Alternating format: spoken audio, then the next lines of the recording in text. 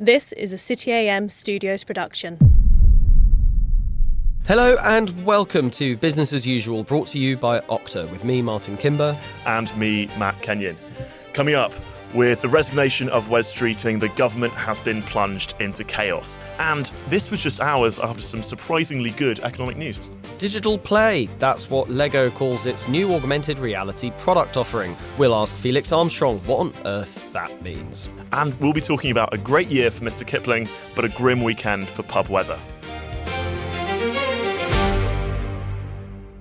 First up, Wes Streeting dramatically quit the government on Thursday, calling for a Labour leadership election. By the time we go live, who knows who else will have resigned, maybe even Keir. But it looks like the government is perilously close to collapse.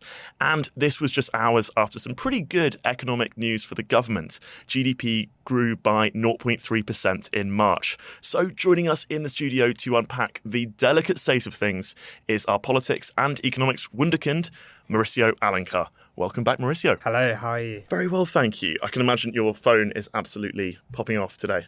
Yeah, and it's been a few days of sleepless nights, long nights with every day is MPs Christmas in Eve bars in Westminster, and early mornings with GDP data. I want to talk about this economic growth data first, because I think this was one of the things maybe on Thursday that might have given rebels pause for thought of saying, actually, with Rachel Reeves coming out in front of Downing Street and saying, we're doing a pretty good job of getting things back on track in a very perilous time for the global economy and certainly the British economy, don't blow up the government. And yet it looks like things might be about to become extremely volatile in Westminster. I mean, it's so volatile this week in that there's something extraordinary going on where, as cabinet ministers are walking into Downing Street or walking out of Number 10, they're actually going to speak to journalists. That doesn't happen. Yeah. It doesn't happen. And today, Rachel Reeves was the latest culprit who, as she was walking into Downing Street, stopped to talk to the BBC about the growth figures. And basically, her message was code for, if you guys come in and try and topple this Prime Minister, bond markets will be crazy and we will just look like another Liz Truss. So she effectively said, you shouldn't plunge a country into chaos, but that's what it means, really. Because her fate is inextricably linked to Sir Keir Starmer's, isn't it? If he goes, it's likely that she goes. Yeah, and you can see some reports in newspapers where her allies, the people who work for her, are briefing that she should be the continuity chancellor. Or the Jeremy Hunt of Labour. Well, yeah, more than that, I think, because I guess Jeremy Hunt didn't start out with Liz Truss. It's more of, she's built this reputation for being sort of bond market's favourite Labour minister. Famously, the bond markets had a wobble when she cried in the chamber. Yeah, exactly. And that was probably because there were fears that she might resign at that moment in time. And I think she was also the one pressing for welfare cuts, shaving £5 billion off the budget. But it's striking because I suppose if there's one reputation that weirdly Starmer and Reeves have managed to have, it is one of relative fiscal restraint, which is, again, relatively reassuring to the markets. Do you think there's any truth to any of these reports going around that actually Keir Starmer himself could run in this leadership election, and if he runs, he could win? Well, let's see if there is a leadership election at the time as we're speaking. He might be gone. He might be gone. Wes Streeting, we might be in the same position tomorrow and just another reshuffle. Is there a way that Labour MPs can stitch this up and make sure it doesn't go to the membership? Because if it goes to the membership, who are widely believed to be quite left-wing, it's unlikely Wes Streeting would win that kind of contest. So Wes Streeting's letter to the Prime Minister sort of speaks about supporting a broad conversation, a policy debate, not about personalities. It's kind of the line that you've heard from some Labour MPs saying they want a timetable. And he is opening the door there because, some MPs have suggested that he doesn't have the numbers to basically, do that sort of smooth transition. But you can also actually read it in the way of Streeting actually wants to be given a platform to speak about his own ideas, and he's seen as being on the right of the party. Maybe he'll change his tune and actually, maybe strike some deals with some of the more soft left members of the party. Who knows? We're not even at that stage yet of a leadership election. It's all really confusing. And also, we're on very, very shifting sands, but I suppose to get us onto some more data grounds, I was so struck by this GDP data because it was surprising, and it takes the first quarter GDP growth to a pretty healthy 0.6%. How surprised were you by this, and what does it tell us? Yeah. And to what extent does it actually factor in the war in Iran? So we should definitely be talking about that because we can get overtaken by all the political gossip. GDP was much higher than expected at the beginning of this year. But I've had so many economists come into my inbox and say, wait, hold a second. Every year in the last 4 years, we've had this massive growth spurt in the first 3 to 6 months of the year. And then that pace really simmers out. We got the Iran war started in the beginning of March. This was for March. So it does account for, a substantial portion of the Iran war. But, there's this kind of quite wonkish technical detail around seasonality and the changes that ONS made to its calculations. We won't get into that. But it's basically, we should be mildly curious about why growth is so much higher than pretty much everyone expected, especially for March, where growth was 0.3%. And, some people were saying it might be a decline. The ONS has been known to revise its figures. Could these figures be revised in future? Yeah, growth gets revised. Inflation doesn't, but growth certainly does. And so do public finance figures. So we will see. And I think what is clear is the longer actually political gossip and uncertainty around fiscal policy goes on, that leadership contest that, could take place, that will be bad for growth. More uncertainty. That's the most outrageous. I've said this from podcasts. I'm sounding a bit like a broken record on this, but the really outrageous thing is this idea of this 3-4 month timetable of let's extend it so we can let Andy Burnham in. But these sort of things, our parliamentary system is not designed to have a full party membership vote until conference. Look, let's see how everything pans out. You're being very professional, very hedgy with this. I like it. Let's really, there are real world consequences to all of this, as you've rightly pointed out. Why would a business invest in something when they think you have to wait till October to find out who's going to be PM? To hell. Yeah, exactly. So that's outrageous.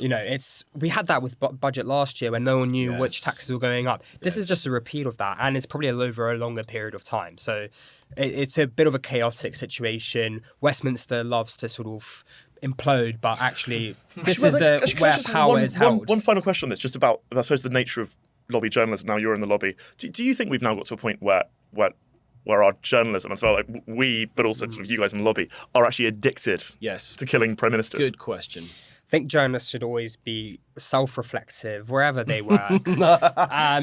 Are you going to run to be prime minister, given off the back of that? Get you in the Lords. I think there is a little bit of the bloodlust, but if Labour, it's on the sources, and whether it's Labour MPs or opposition MPs, it's on them to actually hold their tongue. And not say anything. You can't blame a journalist for printing something great. You can't blame a journalist for printing something which is true, and what is being speculated, and that's maybe a bit of a paradox, but what is being shared around by MPs is true. It's what their beliefs are, and that's what the political economy, I guess, is based on. It's just on he said, she said, I guess. Well, Mauricio is drunk on power, and he's about to go to the Red Line to be drunk on gossip as well. So we won't keep you away from the pubs in Westminster to hear all the latest. Thank you very much, Mauricio, for coming in. Thank you. Right, coming up after the break, hold on to your hats, because Lego enters the virtual realm, and it's a triumph for Mr Kipling. Do not go away. This episode is brought to you by Okta. AI agents are everywhere now, quietly making decisions across organisations. That's great until you stop and think, who's in charge? If you don't know who an agent is, what it's connected to, or what it's allowed to do, you can't really trust it to act in your interests. That's the bit Okta focuses on. They secure the identity of AI agents, so there's one clear layer of control across the whole system. Which means every agent has a clear identity, permissions, and a line of accountability, even as things scale. Risk becomes something you manage, not guess at. Secure every agent, secure any agent. Okta secures AI. welcome back to business as usual. Now, Lego has been having somewhat of a 21st century renaissance. The Swedish Blocks brand has produced a range of brand deal video games. Matt, being about 1,000 years old, has written computer games in this script, but they're called video games. It's a hill I'll die on. And even more muted sets for adults. But the firm wants to produce a more abstract offering, which it hopes will reinvent an offering which has endured for 50 years. Our retail reporter, Felix Armstrong, has more. Welcome, Felix. Hello. What the hell is digital play? Yeah, so this is a company Horrendous phrase. I know. This company was set up at the end of 2024, and it's published its first accounts, in which it's taken a 1.4 million pre-tax profit, which is pretty good. But it doesn't seem to have any products. I've been looking into this, and I've been contacting everyone to do with Lego, but they don't seem to have any digital play products yet. They'd said that this company would take charge of all new video games, augmented reality, digital plays. And does this include like Lego Star Wars, Lego Batman? Yes. Right. Yes. Okay. So is this almost like a sort of Mark Zuckerberg metaverse? I think it could be. Where you sort of you. I think a metaverse for Lego already exists. It's called Minecraft, and it's been around for a long time. I think people have told me about that one. Yes. I've heard that word. I guess that might be their ambition, and they hired this guy who's worked on The Simpsons and Marvel video games in the past. Oh right, it's decent pedigree. Yeah. So I mean, if they set up a company website and have some kind of products, which they haven't yet, this could mark a push away from the physical brick for them. But that feels bizarre to me, because surely the charm of Lego products is their tangible, plasticky consistency, and the fact they're all just, this is such an unsophisticated question, but just they're blocks. Yeah. It feels like a very strange thing to want to take away that know. physicality from it. But I love the Lego Star Wars games. They're fantastic. They're really, really good. Are they? Felix, you've got breaking news from Spaghetti House. I have, yes. So Spaghetti House, which is the oldest Italian family-owned restaurant in London. That's quite a niche claim to fame, but it is. They have shut all their branches in London, which is a great shame. But when I was looking through this story, I came across something I didn't know before, which is the Spaghetti House siege, which was in 1975 when 3 armed robbers stormed one of the branches and took all of their staff hostage for 6 days. 6 days? 6 days. 6 days. For what reason? I was about to say, what did they survive on? And I remembered maybe spaghetti. Well, they demanded that week's takings at the restaurant, which was 11 grand at the time, which is around 90 grand now, which isn't too bad. But says seasoned robber Felix. Like, that's not a bad score. That I would have gone for that one. Yeah. Like they're scooping up meatballs into. Well, that's extraordinary. So how long have they been open for at the point where they were sieged? Because they must have had a decent reputation to be worthy of I suppose taking hostage for 6 days. Yeah. So it had been open for 20 years at that point, and I understand it was a very celebrated, kind of well-loved restaurant. So it yeah. survived the siege, but not current macroeconomic headwinds. Quite. So what's the reasons given? Business rates or? It hasn't given any reason yet. The closure was announced with a statement on its website this morning. But those kind of factors likely play a part. Franco Manca shut many of its stores recently, blaming business rates and changes to employment taxes at previous budgets. So that could be the same story here. Well, Felix is back with all the good news again today. So I was going to say, we'd very much brought you in here on the basis you're going to say something funny about Lego, and then you say, well, Lego's got no products, and they're it's all fake. And then in my mind, the Spaghetti House was quite a nice and finally, but they're actually shut down. It was an armed siege. Well, our sympathies with everyone at Spaghetti House, because that sounds like the sad end of a great institution. Now, there has been a bit of an atmosphere of gloom which has afflicted the podcast throughout this week, but this has been a fantastic day and week, and frankly year, for fans of Mr Kipling. We are joined by the wonderful Michael Hunter to tell us all about it. Michael, welcome back to the podcast. Hello, thank you for having me again. I'm delighted to tell a city under siege from so much bad news and uncertainty that we can be transmittably, printably sure that Mr Kipling Cakes has had its biggest ever year last year. Wow. Why It's now? biggest ever year. What is the yeast that has made these revenues rise? The exceedingly good cake brand has used that slogan since 1967 when it first began, but 2025 was its best year because of shareable tubs of bite-sized Mr. Kipling In the M&S cakes. style. Like a whole tub. I don't know if they would say that. No, sorry, that might. They would not own that. But Certainly, the idea my mind is, it is. you can get a nice tub of relatively small bite-sized cakes, Like which Quality you Streets, can but share cakes. with your friends. No need to cut them up. The unpleasant portioning of Colin the Caterpillar yeah. Oh, which is quite like can is become a not an filthy issue. thing. That can become terrible if Comparing someone's this to a leaving. lot of trademarks. So forth. Yeah, as we've got But I brand think centric. Colin surely is Colin's well beyond. known. Colin is famously transcended. not litigious. Oh wait. But yes, Mr. Kipling has realised that this niche, this innovative niche for smaller, bite-sized, shareable cake is very much in tune with our times. When people need cheering up, it's an affordable pick-me-up, and it's propelled a very long-standing, very well-known household name to its best ever performance. Fantastic. Now, we can't have you on the podcast without talking about The the weather, course. because Scorchio. we normally do the Thursday night drinks weather forecast, but Yes. for reasons, technical reasons, i.e. we forgot, we didn't do it for Thursday, but we're going to do it for the weekend. The weather looks bad over the weekend, but we also have a story about the weather to justify this segment, and that is that Wix, the DIY shop, has taken a hit from a very wet sort of April and May. Yes, that's correct. We heard earlier in the month from Wix, the well-known home improvement brand, that sales of outdoor items such as decking, paving, when you're renovating your garden into the summer, took a terrible hit from all that wet weather that we had when people would otherwise be doing that. And I think the wider point shows us, I think, how these big, successful nationwide brands, these multi-million, near billion-dollar companies in some cases in this industry, are vulnerable to these currents in the weather now because consumer spending is under strain.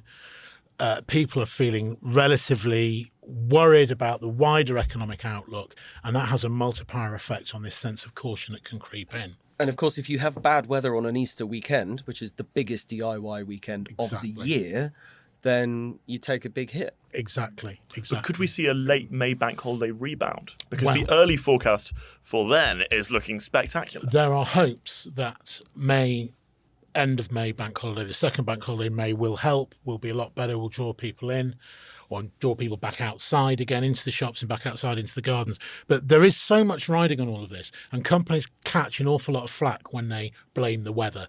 Famously, Next, one of the best regarded retail brands in the UK and indeed Europe, is very reluctant to ever mention the weather in its trading updates. It did so recently as well, pointing to unusually warm weather, which of course affects seasonal spending patterns for clothes. So even they've noticed this kind of thing. The company grown by Simon Wolfson from more or less nothing to an enormous FTSE 100 presence. So have we now broken the taboo on companies talking about the weather? I think it's such a genuine thing that while they tend to avoid it because it can cause a credibility issue, you know, there's never a sort of Goldilocks weather.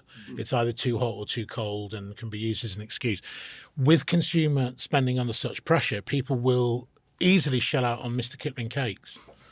But I could just sit inside all day. they're not so Cake. they're not so willing to buy paving slabs and expensive trench coats and summer wear, depending on the time of year. And I think that tells us something about where we are with the UK economy in that respect. And as a nation as a whole. Thank you very much, Michael. As ever, very enlightening. Very briefly, I've done a spot of entertainment journalism, and I just wanted to talk about that briefly. Michael, have you ever watched Rivals on Disney Plus? Rivals on Disney Plus. The You have to. the bonk buster based on the literary works of Jilly Cooper, starring people like David Tennant. Yes. Now this is ringing a bell now. I may have watched some of the It's got first amazing one. Danny Dyer Yes. character. And I went to the premiere very recently of season 2. It was very good. There were the stars of the cast there. There was even a rendition of one of the members of Spandau Ballet singing Gold. I won't finish the rest of that song. We've got time. First 2 episodes, very, very raunchy. It was at the BFI IMAX, which is the biggest screen I've ever seen. And there is a lot of nudity in it. And on that screen, it was quite imposing. So, Because the first series opens with, it really front loads its sort of, yeah. it's explicit material. So it was a pretty striking. And season 2 starts the exact same way. So if you loved the first season, and also I was struck by sort of how many blokes were there as well, because it's kind of seen as a bit more of a kind of female-centric show. But I really, really enjoyed it. And I would say, you know, if you've got a girlfriend or something, this is the perfect show that you could watch together. You know, you can't watch, you know, a lot of kind of Avengers and Star Wars on Disney together, but this is one that you can definitely... Depends what kind of girlfriend you've got. That's completely true. But it broke out, didn't it? It was it entered the conversation for a few weeks, the first series. Even the likes of me sat at home, tuning into the radio. It feels like a really nice bridge window, between terrestrial TV and streaming TV. Like I think it's caught a genuine overlap of viewers, and it's genuine. The subject matter is very much of the sort of 80s and 90s, but it's sort of hugely updated. Great cross-generational streaming success story. Great soundtrack as well. Wonderful. So this is your weekend TV recommendation. By the time this goes out, it will be on Disney Plus, season 2.